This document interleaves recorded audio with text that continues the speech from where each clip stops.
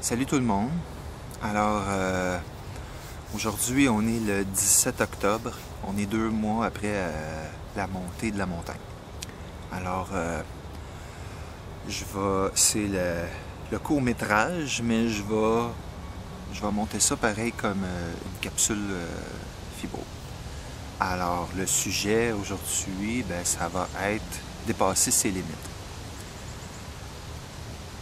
Et je vais vous raconter ça, dépasser ses limites par rapport à mon projet, parce que, je viens de dépasser mes limites à répétition pendant 2 ans. Alors, on va faire un petit résumé pour ceux qui verront ce vidéo-là en premier. Alors, mon nom c'est Jean-Guy, j'ai 35 ans. Je souffre de fibromyalgie depuis 20 années, depuis l'âge de 14 ans. Mais mon diagnostic a été fait seulement il y a 2 ans. J'ai cru que j'avais le cancer, la sclérose en plaques, que j'avais des problèmes psychologiques récurrents qui me provoquaient toutes sortes de symptômes.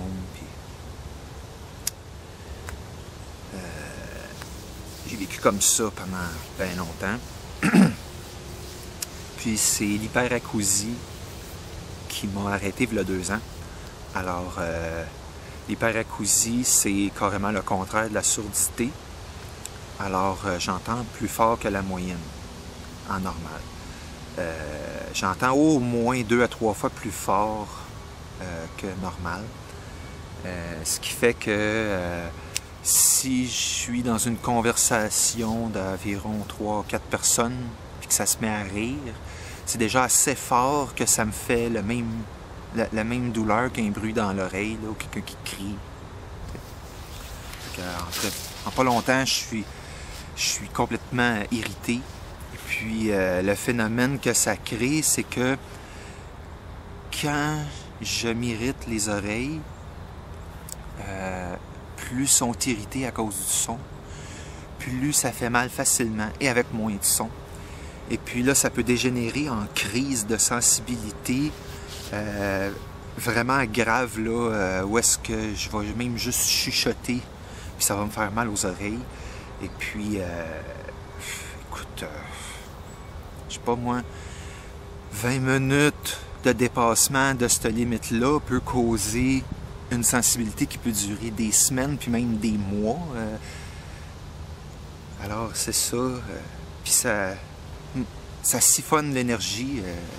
Quand j'ai commencé à avoir l'hyperacousie, j'ai perdu accès automatiquement à la moitié de l'énergie qu'on a normalement dans une journée. Alors, je me suis retrouvé tellement faible que je marchais des pas plus petits que mes pieds, moins longs que mes pieds. Alors, avec un de mes amis, Daniel, la personne qui a transporté mes affaires tout le long sur la montagne, qui a filmé les vidéos que vous allez voir, il m'a proposé d'aller monter cette montagne-là. Alors, j'ai décidé que je le ferais pour la cause de la fibromyalgie. Alors, pendant 2 ans, j'ai forcé pour me réapproprier une énergie qui puisse me permettre au moins d'être debout, puis de marcher, puis d'aller monter des kilomètres, 1 kilomètre de haut. Alors, j'ai découvert plein de façons de m'aider à faire ça sans provoquer trop de crises. Ça n'a pas été facile. Et puis, finalement, est arrivée cette journée-là. Alors, en partant, ça a été vraiment spécial parce que là, j'ai eu accès à une vanne qui était vraiment très insonorisée. Alors, pour le trajet, j'ai pas eu à supporter le son de l'autoroute parce que c'est vraiment très difficile pour moi. Alors, j'ai seulement des plans vidéo. J'ai seulement fait des plans vidéo. J'avais pas besoin de parler de mes symptômes.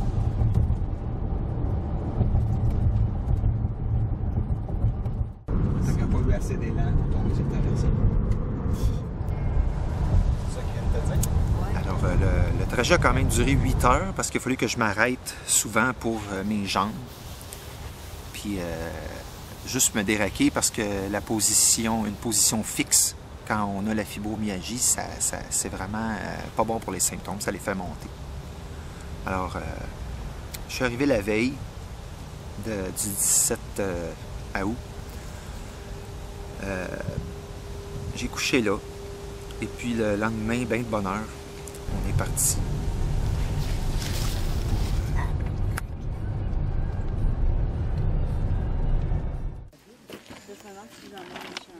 T'amènes quoi? Les restants des chandails, parce que ça se peut qu'il y ait deux personnes qui nous attendent. OK. Ah oui, elle est là-dedans.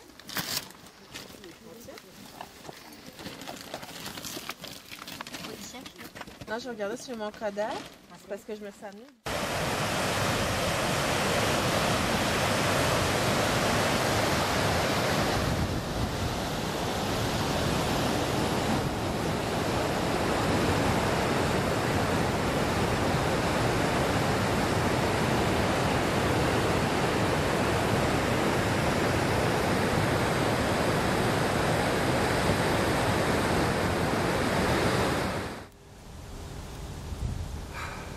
Ça a été beaucoup plus difficile que je croyais. On a commencé à monter en gang avec des fibromyalgiques. Très vite, toutes les fibromyalgiques ont décidé qu'ils laissaient faire. Comme ça va te permettre d'avoir les mains libres. Donc, des photos pour 2 ans.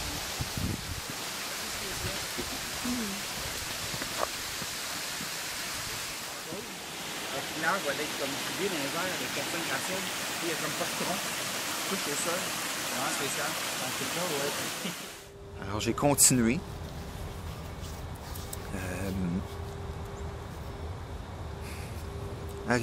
J'étais même pas rendu au premier kilomètre du chemin. C'est 4,5 km aller et retour, ça fait 10 km. J'étais même pas rendu au premier kilomètre que j'avais déjà eu une crampe dans chaque pied. Alors, dans les vidéos, vous allez voir que je marche quand même assez bien, mais c'est parce que très vite, il a fallu que je me mène, que je me concentre à toujours placer mon pied très droit en ligne avec mon genou, ma hanche, pour être capable de mettre mon poids, puis faire un pas. Là, fais l'autre pas. Tout long, tout. Il fallait que je fasse attention sur quoi je mets mes pieds, comment que je répartis mon poids. Sans dépasser ta limite pour au bout de la ligne.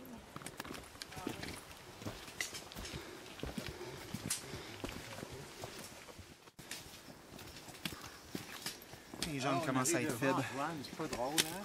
Ça commence à avoir bien de la misère.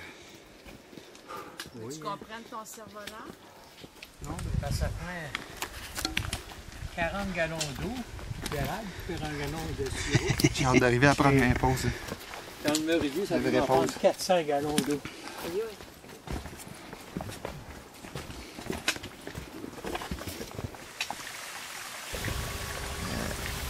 Ça n'a vraiment pas été facile là-dessus. Mon énergie, j'ai été content parce que justement, à cause que le trajet n'a pas été trop difficile, j'en avais plus. Alors, côté dépense d'énergie,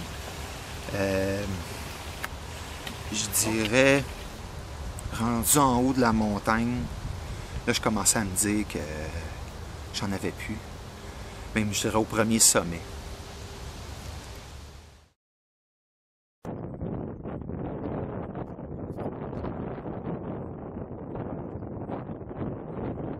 C'est pire ou comme tu pensais? C'est moins pire que je pensais. Mais c'est pas en tout comme je pensais. Ça fait beaucoup plus mal aux jambes que je pensais.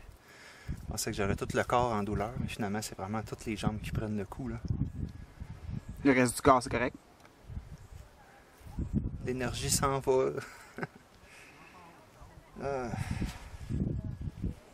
On va y arriver.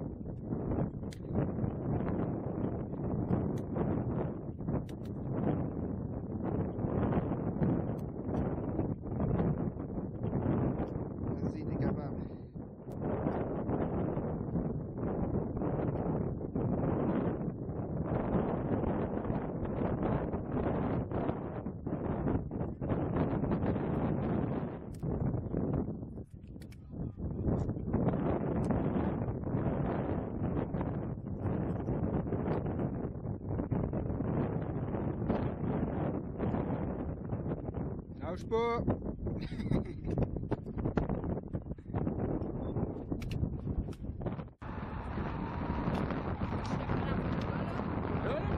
Bon, ça, mais avec lui. Photo sur avant.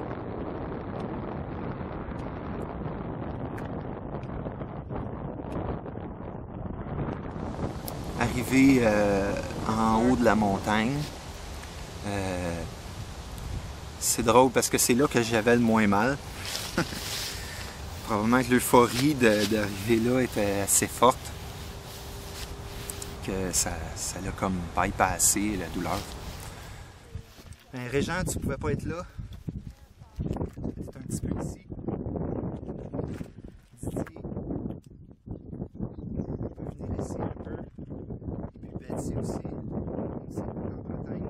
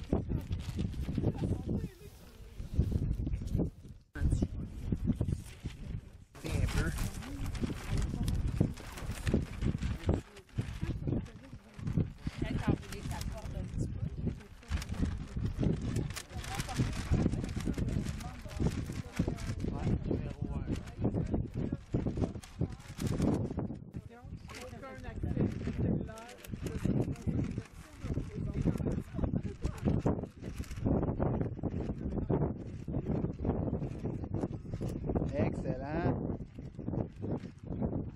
Hop, de côté.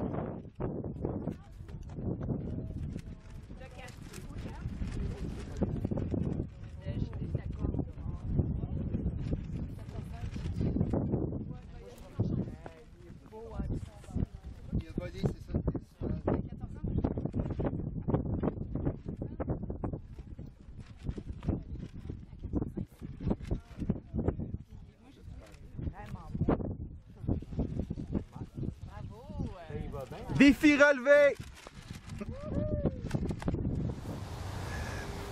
Mais en redescendant, par exemple, ça a été vraiment difficile. Puis, le dernier kilomètre, là,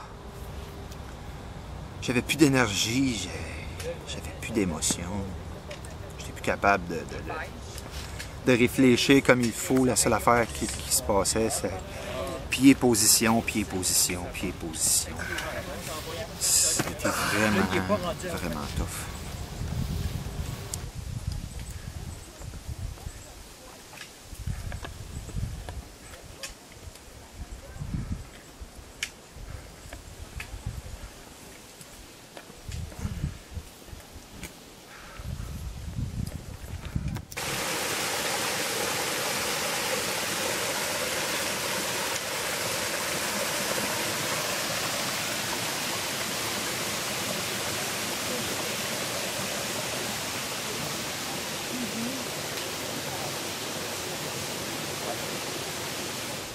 monter direct là-bas. Ah non, ça a pris 7 heures descendre. Là. Ouais, puis là, aujourd'hui, il y a une bonne journée. Tu dis. C'est ma plus grosse journée depuis 3 ans aujourd'hui.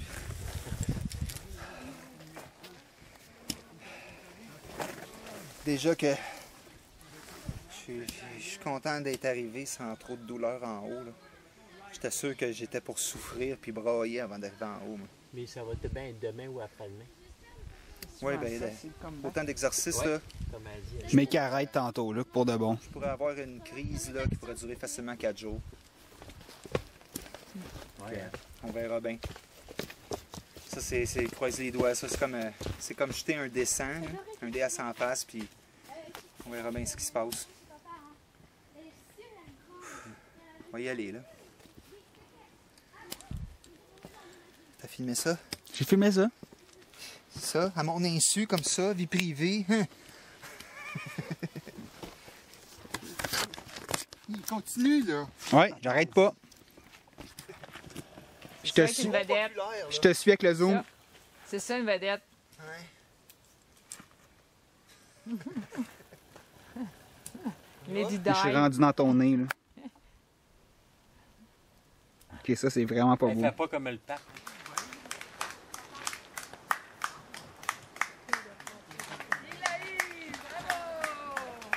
Là, faut que tu embrasses ta soeur.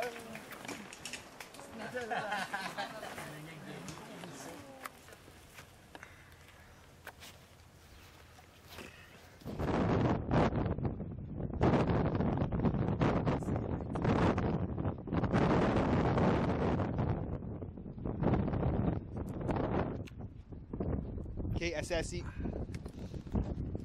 T'as dit un peu.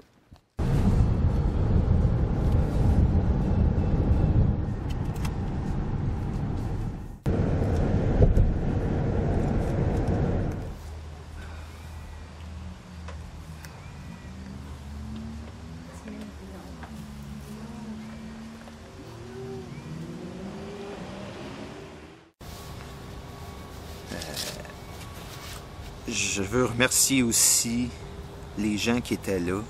Annie, Daniel, Rodrigue, ses 2 petits-enfants. Le fait que vous ayez été là, ça m'a permis de ne pas décrocher. Parce que à tout bout de champ, je commençais à me dire « Ah, j'ai tellement souffert. Si j'arrête là, personne qui ça va déranger. » Puis là, je me mettais à entendre en arrière de moi. On lâche pas, on continue. Je me remettais en ça, puis j'ai monté.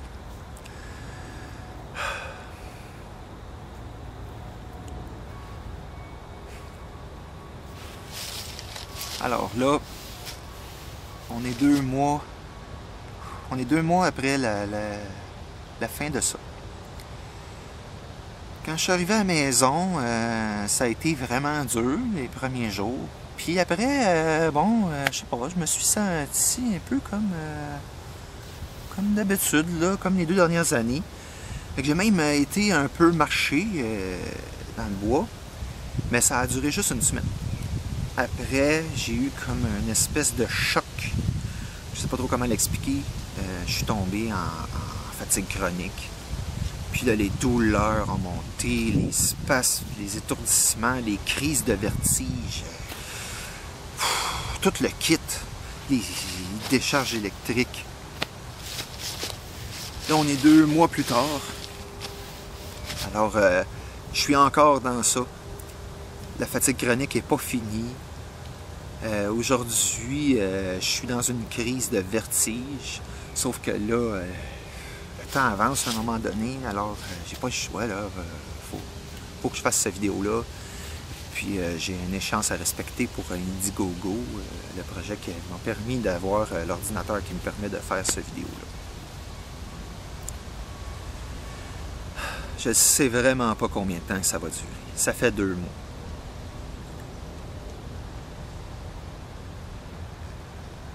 Là, les symptômes ne descendent pas. Vous savez, en 20 ans, là, Surtout le fait que je comprenais pas mes douleurs, puis que je savais pas que c'était ça. Moi, j'ai continué à forcer par-dessus. J'ai subi ce qu'on appelle des rechutes. J'appelle pas, c'est pas vraiment une rechute, moi j'appelle ça une augmentation de symptômes.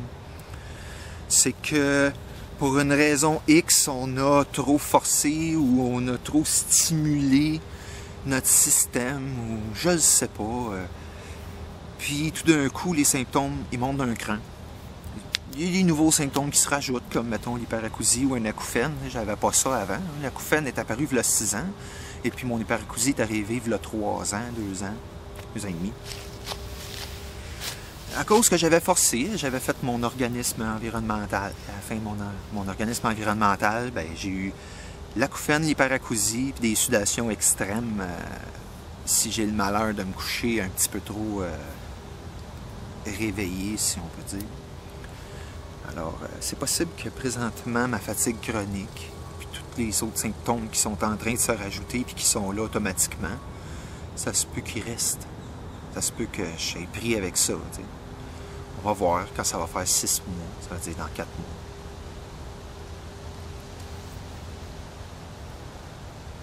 J'espère vraiment que tout ce que j'ai fait va faire un changement pour la cause de la fibromyalgie. C'est vraiment une maladie horrible. Puis pas juste horrible à cause des douleurs, parce que les gens, ils nous croient tellement peu. Tellement pas. Tu sais, les symptômes, c'est toutes des affaires qu'on peut avoir normalement. Le cerveau, il n'envoie pas des affaires qui n'existent pas. Dans notre cerveau, toutes les réactions possibles du corps sont déjà imprimées dedans. On est comme ça, si on a mal, ça fait mal. Si on est malade, on morve, puis bon. Alors, la fibromyalgie, là, elle n'envoie pas des illusions, là. Elle provoque un signal réel de douleur que n'importe qui peut avoir. La douleur qu'on a est réelle, et juste sans blessure. Alors, nous, on est là, on est en total désarroi, on est paniqué, parce que ça n'arrête pas, parce qu'on se touche, on prend des douleurs, des antidépresseurs. Ça s'en va pas, ça réduit. Il n'y a rien qui l'enlève, la douleur, là. OK, on s'entend? Puis là, on n'est pas accepté. Oh, c'est peut-être pas si pire.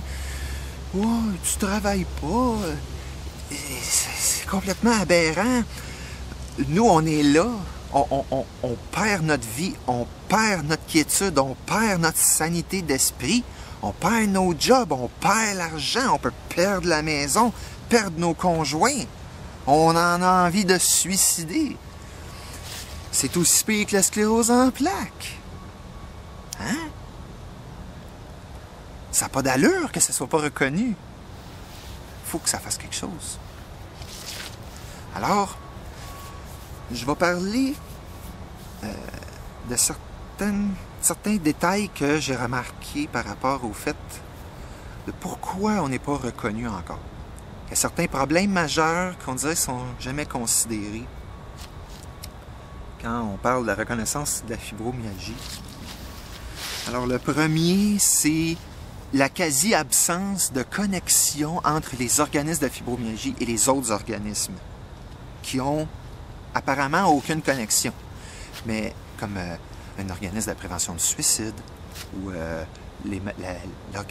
l'association des maladies orphelines ou l'association pour la santé environnementale du Québec. Il y a plein de domaines, ça touche énormément de domaines, mais on ne voit pas de connexion entre ça. L'information reste dans le cadre des organismes de fibromyalgie et de leurs membres. Ça, c'est vraiment une grosse lacune. Une deuxième lacune, c'est la quasi-absence, encore une fois, de personnes qui n'ont pas la fibromyalgie et qui ne connaissent pas de fibromyalgique, mais qui comprennent et qui essaient de comprendre et qui acceptent que ce soit vrai et qui essaient d'aider. Tant qu'il n'y a pas de ces gens-là, On a l'air de des gens tout seuls dans leur coin qui sont là. Ah là là là, j'ai mal, mais personne est là pour dire oui. Tu sais, une personne, je ne suis pas fibro, je ne connais pas de fibro, mais je comprends. Et oui, c'est horrible. Voici cette personne. J'ai de la misère à comprendre comment elle peut supporter tout ça, parce que moi, j'aurais le corps de ses douleurs, puis je me tirerais une balle. Ça, on n'entend pas ça. On voit pas ça. Ça, c'est une grosse lacune. Ces deux choses majeures-là, tant qu'ils ne seront pas atteints, il n'y aura pas d'avancement. On a beau faire des pétitions, des reportages, l'accès à ça demeure principalement dans le cadre de l'organisme et de ses membres. Ça ne sort pas. Les pétitions, j'en vois un paquet de pétitions. Partout, des dizaines. Il y a juste des fibromyalgiques presque qui signent ça. C'est pas logique. Alors, tout ce que j'ai fait, et pour ceux qui reçoivent le paquet, la boîte, avec les DVD et tout ça est destiné à lancer un message, à lancer un avertissement, une demande mondiale, parce que c'est partout. Aidez-nous, parce qu'on est fatigué. Je ne sais pas comment je vais avoir la force de monter mon organisme. Je vais finir par trouver un moyen. Mais il faut qu'on se fasse aider. Il faut que vous qui n'avez pas la fibromyalgie, vous réfléchissez, levez-vous. C'est pas parce qu'on le voit pas que c'est pas vrai. Si vous vous faites une fracture, là, vous allez avoir mal, ça va être enflé. Mais la douleur, c'est pas la blessure. Puis la douleur, c'est pas « Ah, j'ai mal! Ah, ah! » La douleur est invisible. Même si vous avez une coupure, la douleur, on la voit pas. Nos douleurs, c'est les mêmes que les vôtres. Alors, c'est ça.